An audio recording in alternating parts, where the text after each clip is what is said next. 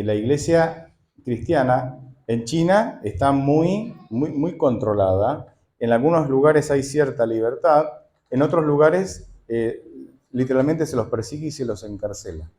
Depende, y China es muy grande. Tiene 1,3 billones, no millones, sino billones de habitantes. Resulta ser que este pastor viaja a China y va a pasar 3 días en China. Entonces se organiza dentro de la iglesia secreta, porque el cristianismo en China en muchos lugares la iglesia es secreta, no se reúne en público. Se organizan para que algunos líderes puedan asistir a tener una charla con el pastor. Vienen 22 líderes, se reúnen en un lugar secreto, como dije, y estaban charlando con el pastor ahí. Y surgieron algunos datos interesantes y quiero compartir estos datos con ustedes. Esos 22 líderes pastoreaban o supervisaban, vamos a decir así, supervisaban, estaban a cargo de 22 millones de cristianos.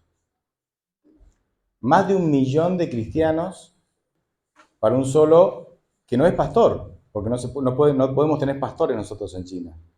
¿Sí? Para un anciano de iglesia, podemos decir hoy, no sé. Claro, esto no es loco porque si hay 1,3 billones, con B, billones de habitantes, 20 millones de cristianos es como, incluso como modesto, ¿no?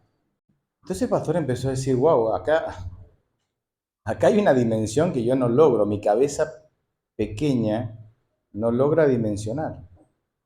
Llegó un momento determinado en que él había llevado unas Biblias de contrabando y entonces él las reparte y él ve que algunos de estos no la leen, sino que se la dan al del costado. Y él nota que cuando él leía la Biblia, estos hermanos recitaban el pasaje sin leer la Biblia. Y entonces él les pregunta, dice, ¿usted conoce el pasaje? Sí, sí, yo conozco capítulos enteros de la Biblia. ¿Y por qué? Y dice, porque a nosotros nos confiscan las Biblias. Y entonces nosotros la memorizamos. De hecho, dice, nosotros normalmente no andamos con Biblias, porque si andamos con Biblias, directamente nos encarcela. Entonces el pastor dijo, ¿qué pasaría si llegara la policía acá? Y dice, bueno, a usted lo deportan inmediatamente, nunca más entra a China. Y a ustedes, y nosotros pasaríamos 3 años en cárcel. ¿Alguno de los 20 presentes ha estado en la cárcel? De los 20, ¿sí? 18 levantaron la mano. Ya habían estado en algunas ocasiones en la cárcel por ser, ¿qué? Cristiano. Y entonces él dice, ¿pero vos en la cárcel no te confiscan la Biblia? Sí. Por eso tratamos de aprenderla de memoria. Y cuando te la confiscan, y bueno, cuando te la confiscan, se escriben capítulos en papelitos, vía contrabando, esos papelitos se infiltran y uno se aprende la Biblia a través de los papelitos. Y se la aprende rápido, ¿por qué? Porque te pueden confiscar, ¿qué? Los papelitos también. Va terminando la reunión, ¿sí? Y entonces estos 20 líderes de la iglesia cristiana en China le dicen, pastor, ustedes allá donde se reúnen ustedes tienen tantas cosas lindas. Se reúnen en libertad, nadie los persigue, tienen Biblias, pueden predicar. Antes que usted se vaya, pastor, les pido que ore para que nosotros en China podamos llegar a tener una iglesia como la de usted. Y el pastor dijo, de ninguna manera. Y se sorprendieron. ¿Cómo que no va a orar por eso? No. ¿Saben por qué no voy a orar por eso? Porque del país donde yo vengo, dijo el pastor, si las personas tienen que conducir más de 1 hora para llegar a la iglesia, no van.